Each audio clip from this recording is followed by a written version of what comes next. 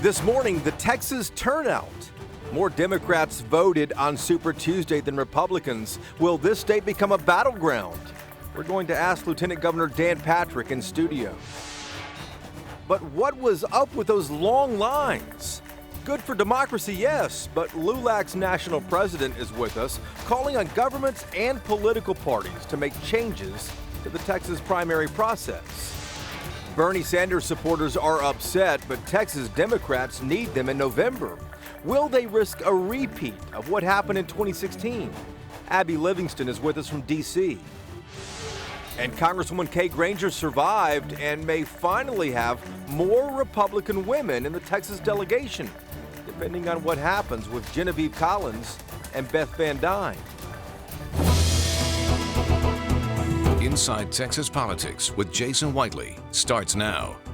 And good morning. Before we get to the Lieutenant Governor, let's first get you caught up on the top political headlines we are watching in the state. We are specifically watching for endorsements in the biggest statewide race this year. The Democratic race for Senate is headed for a May runoff. MJ Hagar easily made the cut. Royce West surfaced second after a long night of counting votes. Hagar is the favorite, but West is trying to build a coalition of African Americans and Latinos as he reaches out to former rivals like Christina Tzintzún Ramirez. Former Dallas Congressman Pete Sessions is a step closer to restarting his political career. The Republican was defeated 2 years ago, but he has moved to Central Texas now, and last week, Sessions won the most votes to get into the Republican runoff in hopes of replacing the retiring Congressman Bill Flores. And for the first time in 40 years, a member of the Bush family political dynasty lost a campaign in Texas. Pierce Bush was running for Congress in the Houston area. He's the grandson of President George H.W. Bush. Despite that last name, Pierce Bush did not even make the runoff. Now to the political soul of this state. Will it remain ruby red, or does the massive Democratic turnout on Super Tuesday suggest Texas might be changing colors? In studio this morning is Texas Lieutenant Governor Dan Patrick. He is also the chairman for President Trump's re-election campaign in this state. And joining the questioning, as always, is Bud Kennedy from the Fort Worth Star-Telegram. Governor, good to see you, and thank you for coming. Great to be back. Good to see you, Bud. Good to see you, Jason. More Democrats voted on Super Tuesday than Republicans. Is that cause for concern? No. In fact, I'm going to give you a different number. 1,800,089 voted for President Trump. And if you add up the top four Democrats running for president, it was 1,823. So 1,889 to 1,823, 1,889,000. That says an awful lot about the president because, look, the Democrats had every reason to come out and vote. It was a contested primary and a lot of energy, a lot of ads. No one had really any reason to come out in the primary for the president in Corning because they were going to win easily. So that shows you how many people are going to turn out for the president. I think that indicates why I believe he'll win by more than 9 points. Do you think Texas might be a battleground after you've seen these numbers? We're not a battleground state. First of all, the Hispanic vote, President Trump is going to receive more of the Hispanic vote and the black vote than he did last time. And there were some Republicans that didn't vote for the president last time, not many, but a few. They're all on board. The economy is doing well. The Hispanic population is growing. More are voting. And look, Jason and Bud, they share our Republican values. Many of them are pro-life, pro-Second Amendment, pro-border security, pro-economic opportunity, pro-charter schools. And these are things that the Democrats are 100%, 180 degrees the opposite. They're against all of those issues. So we'll do well with Hispanics. We'll win. After this year, though, looking down the line, 2/3 of Republicans are senior citizens. All the urban centers in the state are blue. Now it looks like Beaumont's probably blue, too. What is the path to victory in 22, 24? For a party that's all senior and not very diverse? Well, I think we are growing in terms of diversity. Again, the Hispanic vote will be the majority vote at some point in the future, and the Hispanic vote, Bud, will split parties again. But who are the young candidates coming out? All of you are older than I am. How old are you, Bud? Everyone's dating themselves here. And that is saying something. So. Well, look, we have a lot of young, bright people in the Senate and in the House. And there are people that I don't even know their name today who are out in the private sector who aren't in office, and they will step up. I'm not worried about the future.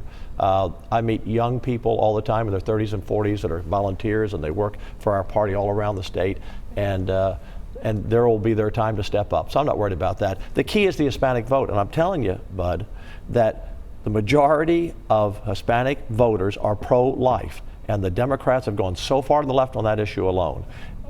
There was a poll recently of Democrats, and it said, are you more likely or less likely to vote for a Democrat who is pro-life? 58% of Hispanics are more likely to vote for a pro-life Democrat than not. Let's talk about some news of the day here, Governor. For several years, Texas has been working to restore the Alamo. We've seen this in the news and the headlines off and on, building a museum, kind of returning pieces of the property together. Land Commissioner George P. Bush is overseeing this. We've seen some headlines lately. Do you think he's doing a poor job of oversight? Well, I put out a statement this week, and it was hard for me to put it out because I didn't want to make it look political. But I cannot sit back quietly and see this state treasure, the Alamo, on the wrong track. And I see the Alamo on the wrong track. I asked people all around the state, what do you want to see? They want to see a fort. They want to be able to go in and walk into the Alamo and understand what happened in the battle. Look, I'm not an expert on the Alamo, but it is a passion for me. I've had a lifelong passion for it and collection of memorabilia and artifacts. I can walk into the Alamo Plaza now as it is today and know where everything happened. Most people can't. Right. We want a fort. They also want the story to be told of the battle, before the battle, after the battle, not the 200-year story of the mission. That's already done impressively on the San Antonio Mission Trail. And they want a world-class interactive visitor center where young people can come in and learn about it. That's what they want. That is not where we're going. They are building a visitor center. I've seen these drawings, guys. They are not what people want. It looks like Central Park. Oh, by the way, there's the Alamo Church over there in Central Park. That's not what the people of Texas want. Should the legislature put someone else in charge of this? I said in my statement that if the land commissioner can't do the job, and if so far, I would say he is either not interested or he can't do the job, then we'll look for another entity. But I just felt this is so important to Texans that we have to get this right. What we do there is going to be there forever. Look, on the ballot Tuesday night, remember, 98% of the people, or 97% I guess was the exact final number, voted to not reimagine the Alamo, and they voted to protect our monuments and the cenotaph. 97, that's more people than voted to return prayer to public schools. So it's very important to Texans. Governor, very important. We have to get it right. There was quite a bit of debate last session about straight ticket voting and you know, whether to do away with it and how. You disagreed with some other Republicans about that. Where were you on it then? Were you right? And we saw the tremendous drop-off of voters Tuesday who marked the top lines on the ballot, didn't want to go through the whole ballot. Are you worried? Before I answer that, I want to make one more point on the Alamo. The board now only has San Antonio and Houston members. There's no one on the board from Dallas, Fort Worth, Central, East, or West Texas. We need to expand the board. I want more people from the private sector coming in to represent the people of Texas, and I actually think we should take over the funding at the state level ourselves, because I want to go out and get the best and brightest in Texas to work on this project. And sometimes when you go after the best and brightest, they think you're asking for a $10 million check. I'd rather not ask for the check. I'd rather ask for their expertise. We can pay for it ourselves. On straight ticket voting, look, 43 states do not have straight ticket voting. Right. Only 7 do. And the reason I support it, in fact, I filed the bill in 2009 originally. It took us a while to get there, because no one is voting for people anymore. With straight ticket, they pushed one button, they have no idea who they're voting for, and that means people don't even campaign, bud. I want people to go out there and make a case of why they should be judge or sheriff for all these down ballot races or city council. I don't want the person at the top of the ticket, whether it's an R or a D, because they happen to be popular in a way for their year, that people go in and say, I hit one button and I have no idea who these other people are. We don't get good government that way. Whether it's R's or D's, I want the best judges, the best sheriffs, the best DAs, all the way down the ticket. And if people can't take the time to study up, well, then that's on them. Go in there. You can still vote straight ticket, R or D. You just have to do it one at a time. And so I think this lawsuit is bogus, and I don't think it will stand. All right, Lieutenant Governor Dan Patrick, good to see you again. Thanks for coming in. Great to be here. Thank you. Appreciate it. Kay Granger got a wake-up call on Super Tuesday. She easily won re-election in what many thought would be a much closer primary race. But the veteran congresswoman from Fort Worth was forced to fight for it, to restate her resume, and now must also mend relationships inside the Republican Party there. Abby Livingston is with us again this week from the Texas Tribune. She's the Washington bureau chief for the Trib. Good morning, Abby. Good morning. Thanks so much for having me. Absolutely. Thanks for being there. You know, Granger won re-election, but two other Republican women also won congressional primaries in North Texas last week. What chances, though, do Genevieve Collins and Beth Van Dyne really have? They were better now than they were a week ago, and these are going to be two of the top targets within the national House map. What they've done to increase their chances is they secured their primary without a runoff, so now they can focus on their general elections and start saving their money for the fall. What is also significant about this is had Granger lost, the Texas delegation would have been at risk of having no Republican women serving in Washington, D.C., and now she's not just coming back, but she may be bringing friends. Well, maybe so, Abby. Talk about the Tribune's report about Bernie Sanders supporters in Texas. They're upset. They feel like the establishment is once again, 4 years later, working against their candidate again. Texas Democrats, though, must have Bernie Sanders supporters if they are to do well. Are those Sanders supporters going to risk a repeat of what happened in 2016? Absolutely. In Texas, Democrats are all hands on deck. They want to win races from the state legislature all the way up to the presidential contest, and they've got to have every person voting for the Democratic nominee as they can find. But there are still already some very bitter feelings about this primary, and there's still but even more bitter feelings about 2016. Yeah, certainly something to watch. Abby, back to you in a moment. Thank you. Coming up, those long lines you stood in Election Day, completely preventable, our next guest says. LULAC now calling on our governments and political parties to make changes to the primary process, and its national president is in studio. And why did Amy Klobuchar endorse Joe Biden instead of Elizabeth Warren, the last viable woman in the race? Backstage in Dallas, Klobuchar told us what went into her decision-making. You're watching Inside Texas Politics. Meanwhile, Bernie Sanders also had a decent night, unfortunately, when he thanked his supporters. He got a little too big with his gestures. Look what happened. But for the years and years of love and support you have given me and my family. Poor Bernie. That was a week's worth of Metamucil. You understand? I mean, that's...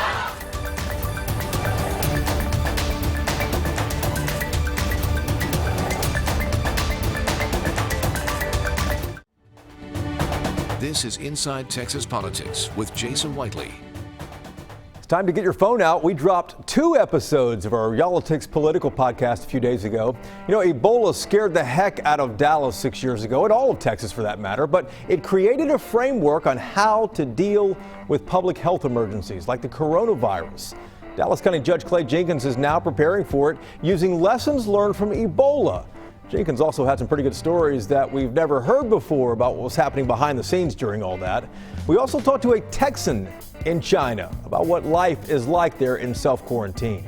And a second episode is on the Texas turnout for Super Tuesday. Democrats are stoked. Republicans are not taking anything for granted. Now to your phone. Aim the camera at this QR code on screen. It's going to open a window on your phone and take you directly to these episodes. And while you're there, take a moment and subscribe to Yolitics as well. Now to a name we haven't heard in a while, Wendy Davis. She is restarting her political career. Davis easily won the Democratic primary for a congressional seat in Central Texas. She will face the Republican incumbent Chip Roy there in November. Wendy Davis was a state senator from Fort Worth. She lost a bid for governor in 2014. We heard the same stories all across the state. It took hours to vote in long lines. It's great for democracy, but government and the political parties need to get their acts together. That's according to LULAC. Its national president, Domingo Garcia, is back in studio with us. Good morning to you. Good morning. There were a myriad of problems we talked about. We saw all over the place. Who do you blame for this? I blame the Republican Party and the state government, Secretary of State. The fact of the matter is we didn't see any long lines. We didn't see people waiting to vote 7 hours, which happened in Houston, in North Dallas or in River Oaks or in any affluent areas of the state of Texas. And that's fundamentally wrong. I think it's done by intent. They're trying to suppress the African American and Latino vote, and it's being done intentionally by the election officials here in the state of Texas. But why not the Democratic Party also? They're the ones in charge of running the Democratic primary, and they can ask for so many different machines to be out there to vote on. But if the Secretary of State that funds the parties and funds the counties doesn't give them the resources, then it's not. Also, state of Texas leads the nation in closing the number of polling sites in the country.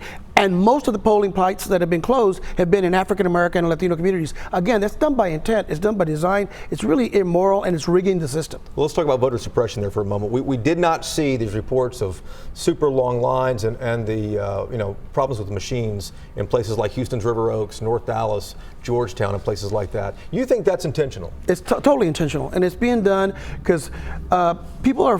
The Republican Party is afraid of losing power. They're afraid of democracy. They're afraid of a fair, level playing field, and so they're rigging it. They're rigging the system. They don't want people whose last names are easy, Lopez Sanchez Hernandez or Leroy or Sequia, to vote. And so they said, look, we're going to make it as difficult as possible. Last year, they tried to expunge 98,000 primarily Latino voters, U.S. citizens, from the rolls. Illegal, but they try to do it. We have to sue them to stop it. And we see in the voter ID law, all this stuff is being done to rig the system because they don't want to go and ask for our vote on the issues and the merit.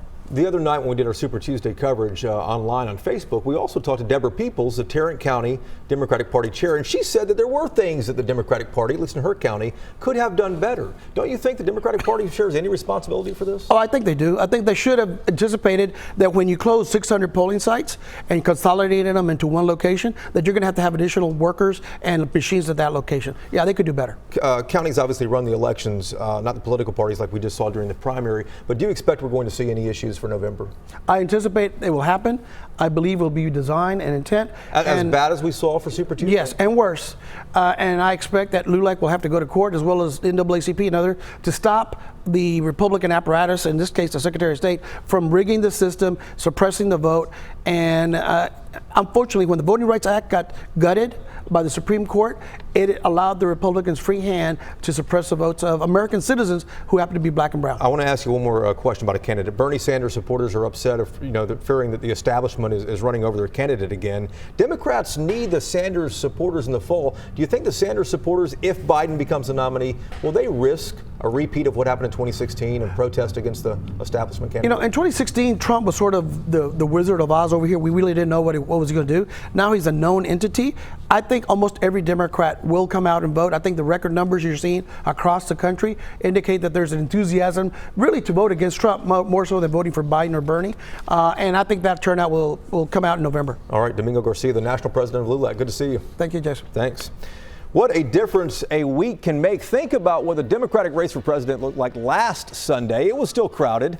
Monday in Dallas, so it all changed. Pete Buttigieg and Amy Klobuchar dropped out, and both backed Biden right here in Texas. But it created an interesting moment for Klobuchar. Why didn't she support the last viable woman in the race at that time, Elizabeth Warren? Well, backstage in Dallas, WFAA political producer Bernadine Steptoe asked her that question. I made a choice based on who I thought was best to lead the country and someone who I agreed with on a number of the issues. She and I are friends, but we have some disagreement on the issues. And I think Joe Biden's the best, but there are no hard feelings with Elizabeth Warren. We're friends. We'll continue to be friends. So what does it all mean for November in this state? Our panel makes a prediction next on the Roundtable. This is Inside Texas Politics with Jason Whiteley.